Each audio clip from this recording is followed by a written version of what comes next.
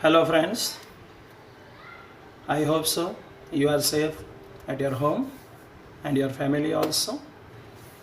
As per our last lecture's promise, हम next lecture से macro economics शुरू करेंगे। मैक्रो इकोनॉमिक्स में यूनिट नंबर 3 आपका अब चैप्टर आ रहा है इन्फ्लेशन। मैंने लास्ट टाइम भी आपको बताया था कि इन्फ्लेशन का मतलब होता है, बहुत बार हमने डिस्कस कर चुके हैं कि इन्फ्लेशन का मतलब होता है continuously rising the price, not at a general price level, continuously rising the price. अगर केन्स के कंसेप्ट से देखा जाए तो यहाँ दो कंसेप्ट होते हैं, before full employment level and after full employment level. लेकिन simply we can say that कि सारे फैक्टर्स ऑफ प्रोडक्शन यूटिलाइज होने के बाद, no any factors remain ideal in our economy, तो सारे यूटिलाइज होने के बाद जो प्राइस बढ़ती है जिसके कारण हमारे पास जितना भी मनी होता है उसकी परचेजिंग पावर कम हो जाती है, उसको हम बोलेंगे इन्फ्लेशन। तो आज हम शुरू करते हैं question number 1 in your unit number 3। Inflation means rise in price level और fall in the value of money. जो मैंने अभी भी बताया था, जनरली हम कहते हैं कि rising in price level it's called inflation, but it's a general meaning. But in economic sense inflation is continuously rising the price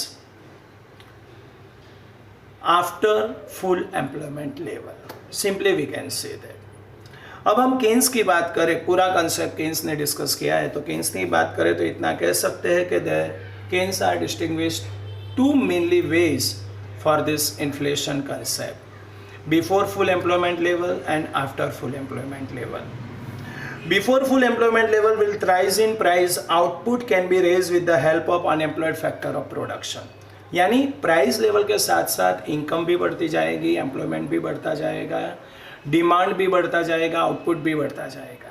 तो ये सब बढ़ते हैं तो उसको इन्फ्लेशन नहीं कहते, just kept in your mind, उसको हम बोलेंगे reflation. Just take in your mind. Or after full employment level with the rise in price level, output can't be raised, output नहीं बढ़ता, एम्प्लॉयमेंट कम हो जाता है, डिमांड कम हो जाती है, सिर्फ प्राइस ही बढ़ती है। तो that is the real situation of this inflation. So thus rise in price level accompanied, उसके साथ क्या जोड़ता है, by rise in employment, output, income, तो that is a reflation. And rise in price level not only accompanied with this employment, output and income, it is called inflation. ध्यान में रखना। So अब हम डेफिनेशन की बात करते हैं कि अकॉर्डिंग टू क्राउथर, फ्रीडमैन, वो लोग क्या बताए थे इन्फ्लेशन के बारे में। पहले हम डेफिनेशन लेते हैं क्राउथर की। उसके हिसाब से देखा जाए तो inflation is a state of which value of money continuously falling, यानी मनी का परचेसिंग पावर कम हो जाना, बराबर। तो इसको हम क्या बोलेंगे, इन्फ्लेशन। और फ्रीडमैन के हिसाब से देखा जाए तो process of steady and sustained rise in price, यानी 10% तो 10%, 15% तो 50%, प्राइस ऐसे कॉन्स्टेंटली बढ़ता जाए तो उसको ही हम कहते हैं इन्फ्लेशन। यानी अकॉर्डिंग टू कॉल्बर्न भी हम बोले तो उनके हिसाब से देखा जाए तो too much money chases too few goods. जो पहले हम बोलते थे कि भाई हम पॉकेट में थोड़े से पैसे लेके जाते थे और बास्केट भर के अनाज लाते थे, गुड्स लाते थे, लेकिन अब सिचुएशन ऐसे है कि बास्केट भर के पैसा ले जाते हैं और पॉकेट में गुड्स आता है। सो कॉल्बर्न ने यही बात बताई कि value of purchasing, value of money कम हो जाती है, लेस हो जाती है। अब हम बात करते हैं effects of inflation, that's a real question of this chapter. On production and employment, production और एम्प्लॉयमेंट में क्या इफेक्ट होती है during the period of inflation. At the initial stage of inflation there is no any adverse effect on production employment. Production employment में कोई विपरीत असर नहीं होती, खराब नेगेटिव इम्पैक्ट नहीं होती, because inflation is created just after, जो मैंने अभी आपको बताया, किसके बाद इन्फ्लेशन बढ़ता है, फुल एम्प्लॉयमेंट लेवल। यानी इसके साथ साथ एम्प्लॉयमेंट भी नहीं बढ़ती, इनकम भी नहीं बढ़ती, आउटपुट भी नहीं बढ़ता, बराबर। And corresponding after this full employment level.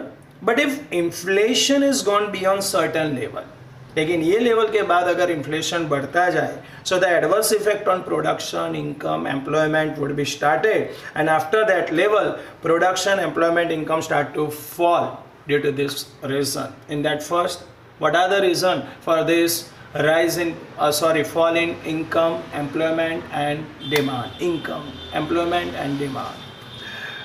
Firm may find it profitable to hold the stock instead of producing and selling.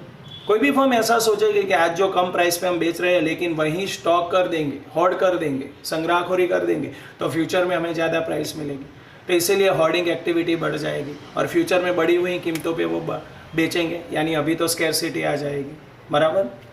And agriculturist may also decide to hold this buffer stock, additional stock.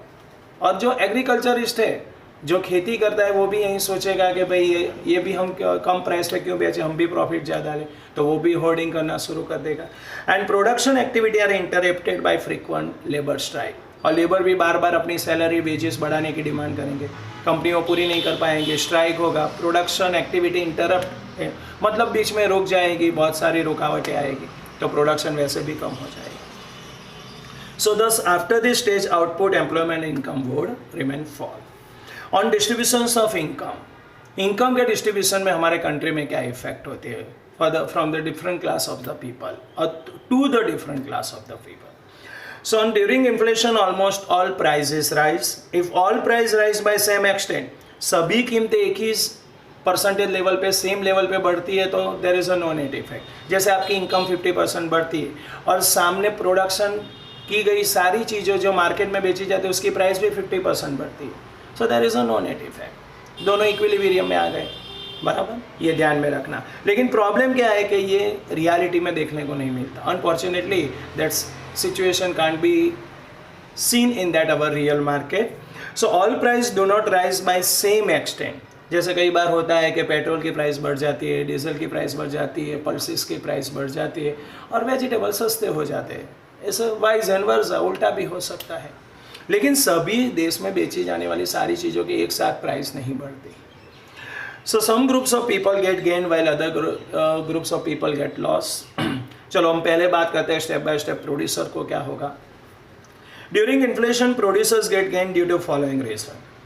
Prices of finish good produce sold by producer rise much more than rise in price of factors of production. यानी factor of production को जो reward देते थे उसकी comparison में उनको जो भी बेचने से, गुड्स बेचने से जो प्रॉफिट मिल रहा है वो ज़्यादा है.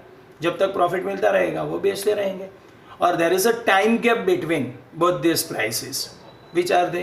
फर्स्ट, जो मार्केट में प्राइस बढ़ी है और फैक्टर ऑफ प्रोडक्शन को जो रिवॉर्ड मिल रहा है, दोनों के बीच में टाइम गैप होती है. मार्केट में प्राइस जल्दी बढ़ जाती है लेकिन जल्दी वेजेस या फैक्टर्स के रिवॉर्ड नहीं बढ़ते. There is a time gap. So they hold this asset, यानी बिजनेसमैन ऐसी एसेट को ज़्यादा इकट्ठा करता रहेगा, होल्ड करता रहेगा, उस price which more rise rapidly than general price level, जिसकी कीमतें बढ़ती ही जा रही है जनरल प्राइस लेवल की कंपैरिजन में. So this profit of producer would be more and they get gain. Workers को क्या? Workers always are hard hit, ये ध्यान में रखना. So during inflation worker gets hard hit और loss because of that reason. Prices of goods and service which are purchase by worker are rise rapidly while their wages are rise very slowly. ध्यान में रखना, मैंने अभी भी बताया less extent. So there is यहाँ भी टाइम गैप है कि मार्केट में जल्दी से प्राइस बढ़ जाती है लेकिन वर्कर्स के वेजेस यहाँ जल्दी से नहीं बढ़ते. Which are purchase by worker rise there in the wage, बराबर, इनके वेजेस की जो बढ़ोतरी आती है वो मार्केट में प्राइस बढ़ने के बाद आती है, बहुत महीनों के बाद. So there is a time gap. And however if trade union is strong, अगर आप जो ऑर्गेनाइज कंपनियों में काम कर रहे हैं वहाँ आपका यूनियन स्ट्रांग है तो आपको इन्फ्लेशन में कोई नुकसान नहीं होगा क्योंकि आप अपनी बातें मनवा सकते हो मैनेजमेंट के पास. अगर आपका ऑर्गेनाइज इंस्टीट्यूशन नहीं है, कंपनी नहीं है, तो आप हार्ड हिट हो सकते हो, आपको नुकसान हो सकता है, आप इन्फ्लेशन में बहुत नुकसान कर सकते हो या आप ज़रूरी चीज़ें भी नहीं पा सकते because of you are this unorganise situation और वर्कर्स भी होते हो, इसीलिए आपको नुकसान हो सकता है. अगर वर्कर्स अनऑर्गेनाइज है तो they can't be push up there price level, वो प्राइस लेवल भी नहीं बढ़ा सकते, अपनी इनकम भी नहीं बढ़ा सकते. Fix income group. Fix income group हम कहते हैं always middle income group people. Fix income group involves those people who depend on their more और लेस. ज़्यादातर सैलराइड पीपल होते हैं जो पेंशन पे डिपेंड होते हैं, फिक्स इंटरेस्ट पे डिपेंड होते हैं, रेंट पे डिपेंड होते हैं. बराबर, उनको ऑलवेज नुकसान होता है, क्योंकि जितनी जल्दी मार्केट में प्राइस बढ़ती है उतनी जल्दी वो उनका इंटरेस्ट नहीं बढ़ता, रेंट नहीं बढ़ता. So generally they are called middle class family and remain more or less fixed while price of goods and services which are purchased by them rise rapidly. So the purchasing power of money they would receive would be falling. यानी उन लोगों को जो भी rent मिलता है, income मिलती है, इंटरेस्ट मिलता है, वो कम माना जाता है as compared to market price. So they get lost during inflation. And debtors and creditor, नाम पढ़ते ही आपको पता चल गया होगा. गेस दिस, किसको ज़्यादा फ़ायदा होता है, किसको ज़्यादा नुकसान होता है इन्फ्लेशन में. कई लोगों ने अच्छा आंसर दिया होगा, सोचा भी होगा कि इन्फ्लेशन में डेटर्स को फ़ायदा होता है और क्रेडिटर्स को नुकसान होता है. क्यों, कैसे? क्योंकि डेटर्स जो क्रेडिट पे पैसा क्रेडिटर के पास से लेते हैं, अभी प्रेजेंट लेते हैं, लेकिन वापस करना है फ्यूचर में इन्फ्लेशन और बढ़ेगा. जब वो वापस करने जाएंगे तो मनी तो उतने ही है, और उतने ही मनी वापस करेंगे तो मनी की परचेसिंग पावर कम होगी. यानी क्रेडिटर्स को नुकसान होगा, डेटर्स को अभी परचेसिंग पावर ज़्यादा मिली इसलिए फ़ायदा हो जाएगा. So during inflation price of almost all commodity are rising rapidly and continuously. So during this time period value of money falls and whenever debtors gives back the amount to creditor, तो value of money has already fallen, already घट गई होगी. So creditors get less purchasing power. तो in short हम बता सकते हैं कि during inflation debtors get gain and creditors get loss.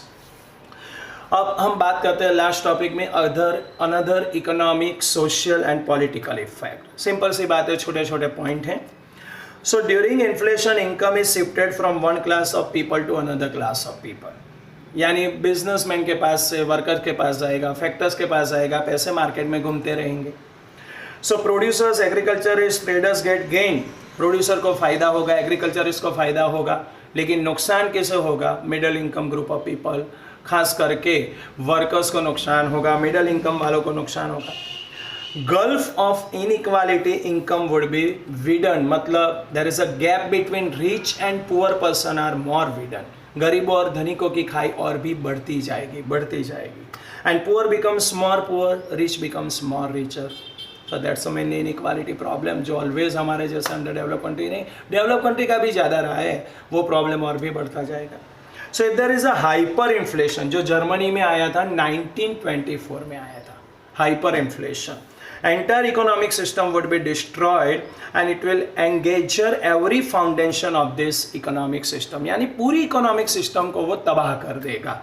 अगर हाइपर मतलब 1200%, 13,000% में इन्फ्लेशन रेट बताया. अभी 8, 9 या 5% इन्फ्लेशन हो तो हम घबरा जाते हैं. 13,000% इन्फ्लेशन हुआ था उस टाइम पे. हाइपर इन्फ्लेशन जंप ही होता है. Crores of rupees is just a piece of paper. और एक बटर का पैकेट आप खरीद सकते हो, 1 लीटर पेट्रोल आप भरवा सकते हो. ऐसा इन्फ्लेशन हो तो पूरी एंटायर इकोनॉमिक सिस्टम डिस्टर्ब हो जाएगी, टूट जाएगी. So if there is a skyrocketing price spiral, skyrocketing नाम पर से ही पता चलता है कितनी स्पीडीली रॉकेट आकाश में जाता है, और वो उसी तरह प्राइस बढ़ता गया है. तो that's everything except money would become scarce. हर एक चीज़ों की स्कैरसिटी हो जाएगी एक्सेप्ट मनी. मनी लोगों के पास ज़्यादा है लेकिन चीज़ें नहीं मिलेगी, इतनी प्राइस बढ़ चुकी होगी. So entire production system would be scattered, destroyed and it will be destroyed by frequent labour strike. और बार बार लेबर स्ट्राइक पे जाएंगे तो पूरी इकोनॉमिक सिस्टम या मैनेजमेंट सिस्टम या कंपनियां बंद होने लगेगी. सो during inflation most hard hit, और इन्फ्लेशन में ज़्यादा नुकसान बच्चों को होगा, यंग जो नए नए पढ़ के बाहर जॉब ढूंढने जाएंगे, जो वर्किंग वूमन है, खास करके हाउसवाइफ है, ओल्ड एज पीपल है, उनको ज़्यादा नुकसान होगा. So this are the person who have no any income and they can no protect themselves. वो अपने आप को भी प्रोटेक्ट नहीं कर पाएंगे. Incalculable misery would be brought about to fix income group. जो फिक्स इनकम ग्रुप वाले होंगे वो माइजरी एक्टिविटी करेंगे, कम खर्चा करेंगे, कम खाएंगे, बच्चों को कम पढ़ाएंगे, या कोई भी इकोनॉमिक एक्टिविटी इतनी नहीं मिल पाएंगी और उनका लाइफ पूरा डिस्टर्ब हो जाएगा. And labouring class would be impoverish. जो लेबर क्लास होंगे उनको ये सारा सहन करने के लिए आ जाएगा. इम्पावराइज मतलब वो भी हार्ड हिट होंगे, उनको भी ज़्यादा नुकसान. वो ज़रूरी चीज़ें अपनी जो नेसेसिटी है लाइफ को सर्वाइव करने के लिए, वो भी वो नहीं खरीद पाएंगे. Public moral would be broken, morality टूट जाएंगी, लोग चोरी करने लगेंगे, डाका डालने लगेंगे, एथिक्स सब बाजू में हो जाएंगे, पब्लिक मॉरल टूट जाएगा। एंड सोशल हार्मनी, जो सामाजिक एकता है, हमारी यूनिटी है, वो पूरी डिस्टर्ब हो जाएगी। And various anti social activity, जो मैंने बताया था, corruption, theft, smuggling activity would be started, वो सारा पूरा इकोनॉमिक डिस्टर्ब हो जाएगा, मैंने पूरा ही बोला। एंड सेंस ऑफ फ्रस्ट्रेशन, और जो लोग ये नहीं कर पाएंगे, चोरी नहीं, डाका नहीं डाल पाएंगे, चोरी नहीं कर पाएंगे, करप्टेड एक्टिविटी नहीं कर पाएंगे, जो मॉरल पे चलते हैं वो फ्रस्ट्रेट हो जाएंगे, दिमागी हालत उसकी डिस्टर्ब हो जाएगी, सुसाइड कर लेंगे ऐसे टाइम पे, बहुत सारा ऐसा पास में हुआ है। बराबर इनजस्टिस इसके साथ होगा in the mind of the people, उनको ऐसा लगेगा हमारे साथ अन्याय हो रहा है, हमारी तरफ सरकार या कोई भी गवर्नमेंट ध्यान नहीं दे रही है। बराबर। And government is not able to maintain law and order in the society, और गवर्नमेंट भी कोई लॉ एंड ऑर्डर मेंटेन करने में फेल हो जाएगी, पब्लिक सारी डिस्टर्ब हो जाएंगी, कोई सोशल लाइफ नहीं रहेंगी। And all rulers would not be dictatorial, और कोई भी रूरल मतलब गवर्नमेंट सत्ताधारी अपनी सत्ता, अपनी अथॉरिटी कायम नहीं कर पाएगा, टिका नहीं पाएगा। So people try to revolt against government sorry, और लोग गवर्नमेंट के सामने आ जाएंगे, बराबर लड़ने लगेंगे, रास्ते पे उतर आएंगे। And inflation is unjust and open robbery, short में हम ऐसा कह सकते हैं, खुलेआम की गई लूटफाट है ये, ओपन रॉबरी, इनजस्ट, अन्याय। And if inflation is to come it must be prevented, जैसे ही इन्फ्लेशन लगे कि बढ़ता ही जा रहा है बताए, तो शुरुआत में ही उसको कम करने का प्रयत्न बाय द अथॉरिटी मतलब गवर्नमेंट के द्वारा या बिजनेसमैनों के द्वारा करना चाहिए। If it is already created it must be avoided by any how, अगर क्रिएट बहुत ही हो चुका है तो कोई भी रास्ता अपना के या कोई भी रास्ता बाय लॉ एंड ऑर्डर या अथॉरिटी के इस्तेमाल से उनको कंट्रोल में लाना चाहिए, तभी, नहीं तो एक बार अगर ये बढ़ गया तो पूरी इकोनॉमी को डिस्टर्ब कर सकता है। तो कंक्लूजन में हम ऐसा कह सकते हैं कि inflation is economically unsound, politically dangerous, morally indefensible and socially undesirable, अयोग्य है, कोई भी सोसाइटी के लिए सेफ नहीं है, नुकसानकारी। तो बच्चों आज हमने इतना डिस्कस किया, बहुत लंबा क्वेश्चन है, 15 मार्क्स ईच क्वेश्चन, उसके वेटेज में आपकी यूनिवर्सिटी लेवल पे पूछा जाता है, पूछा भी गया है, तो ध्यान में रखना, एक बार पढ़ लेना। ये क्वेश्चन में कुछ भी ना आया हो तो आप मुझे बोल सकते हो, उनका सॉल्यूशन आपको मिल जाएगा। I hope so all you are understand very easily. Okay, bye, good day.